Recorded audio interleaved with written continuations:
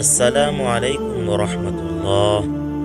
প্রিয় দর্শক, আজকে আমরা আপনাদেরকে ইসলামের বাস্তব একটি ঘটনা, একজন মৌলানা সাহেব এবং একজন বুদ্ধিমতী বৃদ্ধার গল্প শোনাব। এক মৌলানা সাহেব একজন বৃদ্ধাকে ছরকায় সুতা কাটতে দেখে বললেন, বুড়ি, সারা জীবন কি শুধু ছরকা ঘোরাতে রইলে, নাকি খোদাকেও জানার জন্য কিছু চেষ্টা করলে? মৌলানা সাহেবের কথা শুনে বুড়ি উত্তর দিল, আরে বেটা, এই ছরকার মধ্যেই আমি আমার খোদাকে জানতে পেরেছি। মৌলানা সাহেব তো আশ্চর্য হয়ে গেলেন এবং বললেন, আচ্ছা বলেন দেখি, আল্লাহ রাব্বুল আলামিন মওজুদ আছেন কিনা? মৌলানা সাহেবের এই প্রশ্নের জবাবে বুড়ি নির্দ্বিধায় জবাব দিলেন, প্রতিটি মুহূর্তে, রাত দিন, সব সময় আল্লাহ রাব্বুল আলামিন মওজুদ আছেন। মৌলানা সাহেব তো আরো আশ্চর্য হলেন এবং বললেন, এটা কিভাবে? এই বুড়ি বলল, এভাবে, যেমন যতক্ষণ পর্যন্ত আমি এ ছরকাকে চালাতে থাকি ততক্ষণ পর্যন্ত এটা চলতে থাকে, এবং যখন আমি এটাকে ছেড়ে দেই তখন সেটা সে অবস্থাতেই থেমে যায়। তাই যদি আমার এই ছোট ছরকায় সব সময় একজন চালকের প্রয়োজন হয়, তাহলে আসমান জমিন চাঁদ সূর্যের মতো বিশাল ছরকাগুলোর চালকের প্রয়োজন কিভাবে না হতে পারে? অতঃপর যেভাবে আমার কাঠের ছরকার একজন চালকের প্রয়োজন, ঠিক সেই রকম ভাবে আসমান জমিনের মধ্যে বিশাল ছরকারও একজন চালকের প্রয়োজন।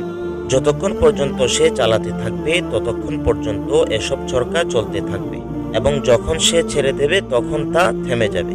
কিন্তু আমি কোনো সময় আসমান জমিন চাঁদ সূর্যকে থেমে থাকতে দেখিনি। এতে স্পষ্টভাবে প্রমাণিত হয় যে এগুলোর চালক সবসময় মজুদ আছেন। মাওলানা সাহেব বুঝতে পারলেন এই বুড়ি সাধারণ কোনো বুড়ি নয়। উনি পুনরায় জিজ্ঞেস করলেন, আচ্ছা বলুন দেখি, আসমান জমিনের চালক একজন নাকি দুজন? বুড়ি আবারও নির্দ্বিধায় জবাব দিল, একজন, এবং এর প্রমাণও আমার এ ছরকা।